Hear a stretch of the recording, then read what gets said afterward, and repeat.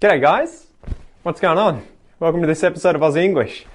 Got some props today because today I want to teach you a heap of different terms about surfing and summer at the beach, okay? Let's go.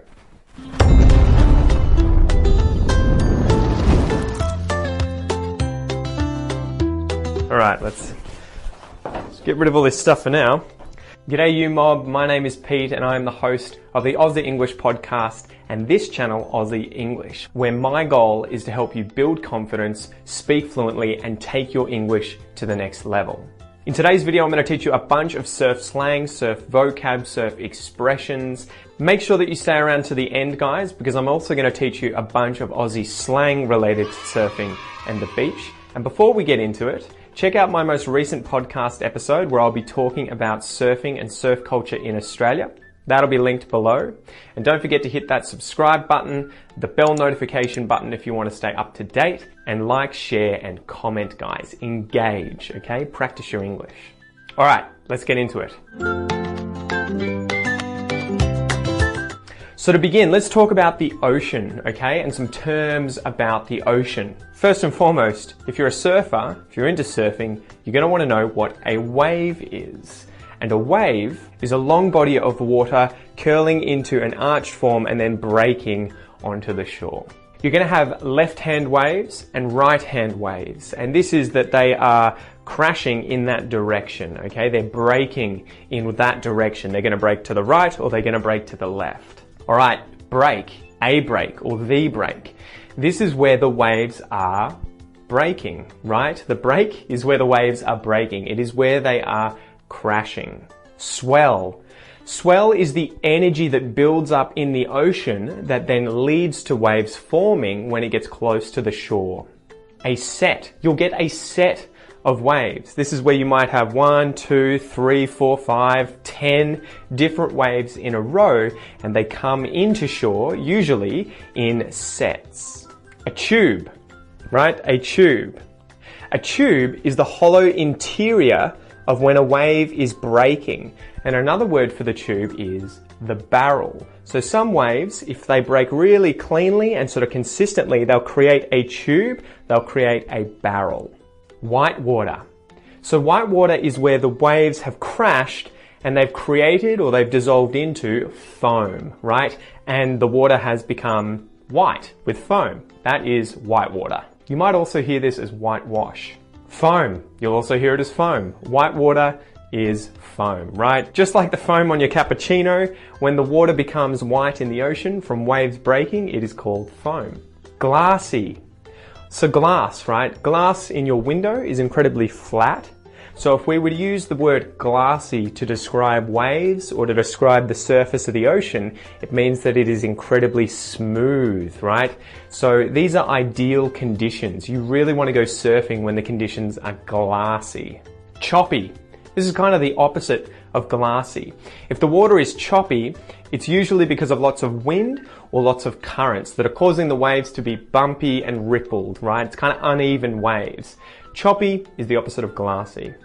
All right, the lip of a wave. The lip is that part of the wave at the top, also called the crest of the wave. And it's the first part of the wave to break, right? And to lean over and cause that tube to form. Out the back. Now this is a good expression used in Australia when you want to talk about the location that you swim out to or you paddle out to on your surfboard, on your bodyboard.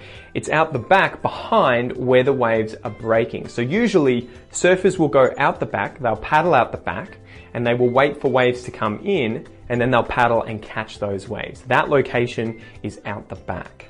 Whilst you're out the back, you'll line up with a bunch of other surfers in what is called the lineup, right? So it's where all the surfers line up, all the bodyboarders line up in order to catch waves. And lastly here, talking about the ocean, I want to mention what a rip is. A rip tide, or a rip current. A rip tide, or rip current. These are all the same thing. So this is a strong surface current. You'll have waves coming into shore and the rip is where the water that's come in is then escaping back out to the ocean. So you have to be careful not to get caught in rips because it can pull you away from safety, away from the shore, and you can drown. So be careful of rips when you come to Australia. All right, let's talk about wind quickly. So when you go to the beach, usually it's pretty windy. Unless it's a nice glassy ocean day, there should be some wind coming from a direction or another. The ideal wind that you want when you're a surfer is what we call offshore wind or an offshore breeze. This is where wind is going away from the shore towards the ocean, and it causes the waves to get really clean when they're breaking. Okay, and the opposite of an offshore wind is where you have an onshore wind. The wind is coming from the ocean onto the shore, and it causes the waves to break early and makes them less desirable, right? So offshore and onshore. We also use southerly, northerly, easterly, and westerly to describe winds. So a southerly is where the wind is blowing from the south to the north. A northerly is where it's blowing from the north to the south. A westerly from the west to the east, and an easterly from the east to the west. So depending on where you are in Australia, depending on which coast you're found, often you'll hear words like northerly and southerly if these are going in the direction to the ocean or to the shore, okay?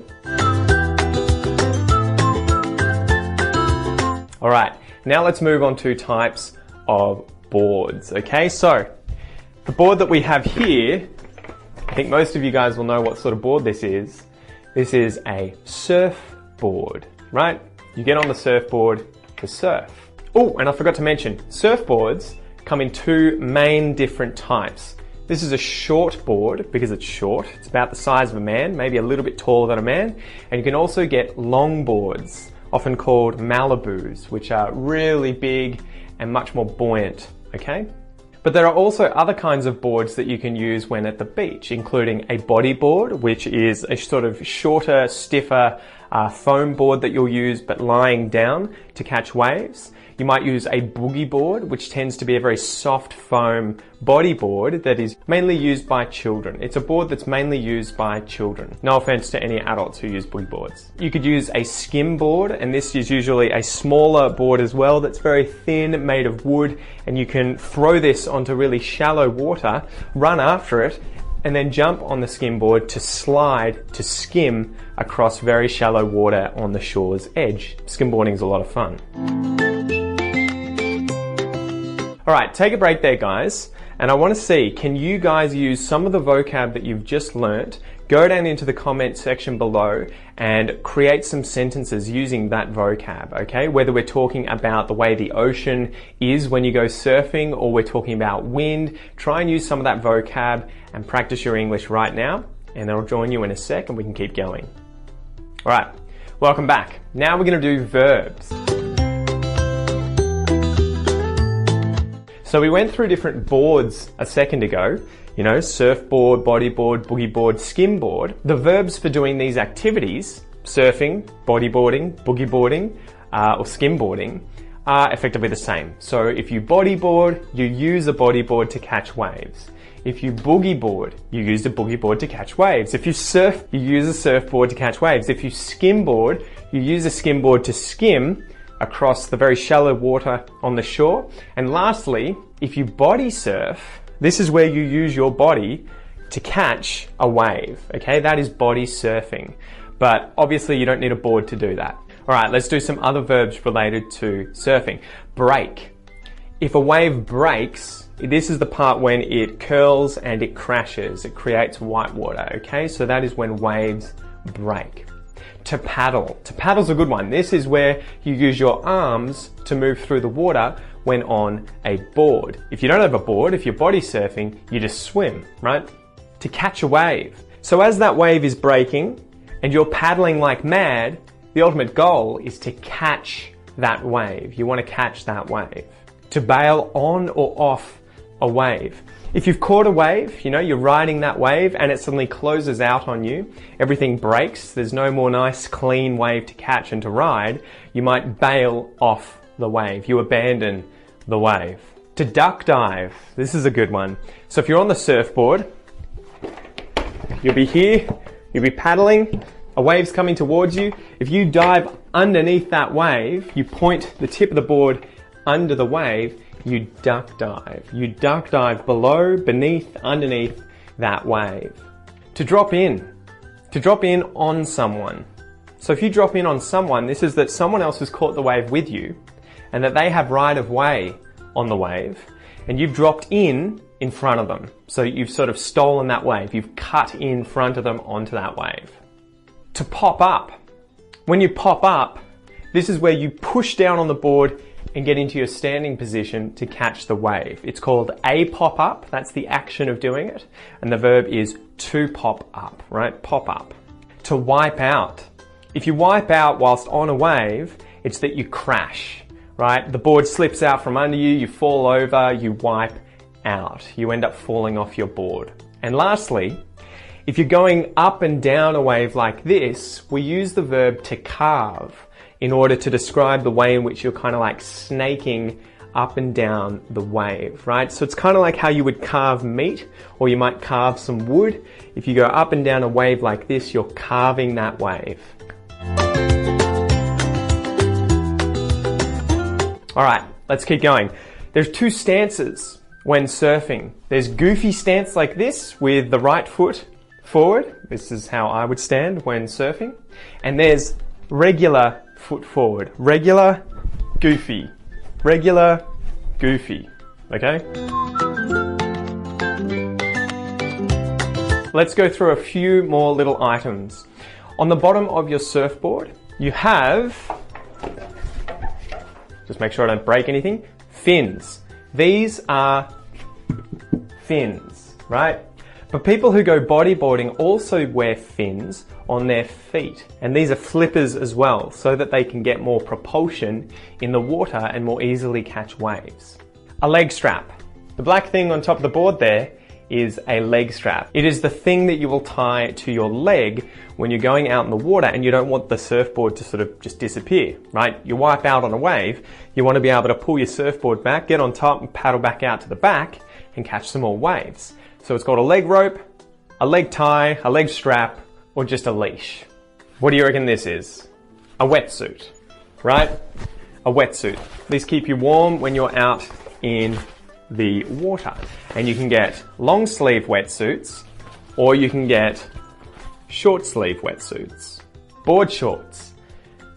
I'm currently wearing board shorts. Let's see if I can show you. Hold on, wait. Actually, let's see. You guys can't see my legs, so I'll just take them off. These are board shorts, right? These are board shorts.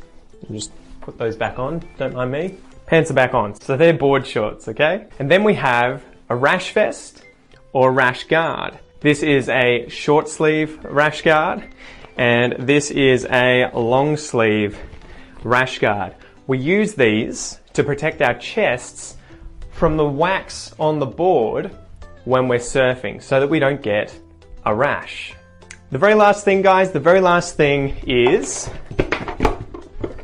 wax.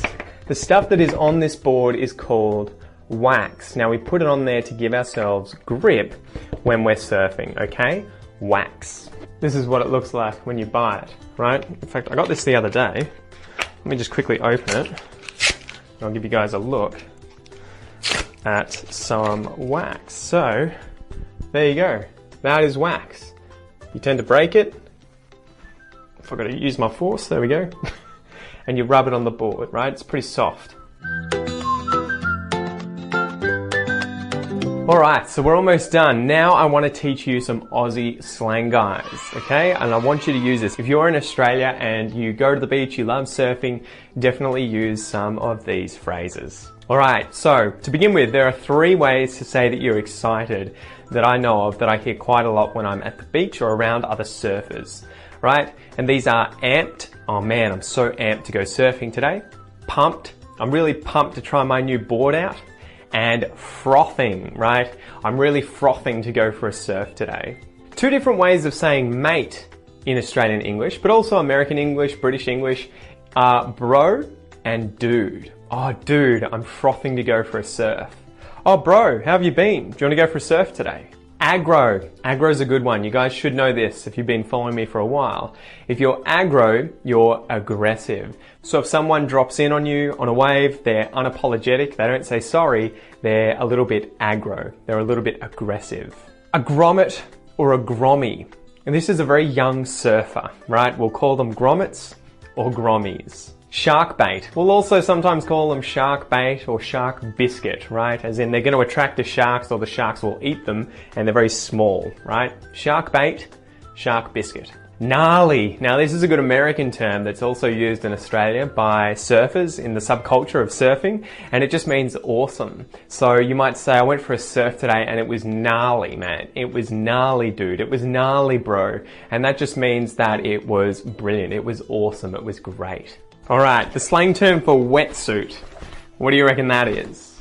A wetsuit in Australia is a wetty. Board shorts in Australia are boardies.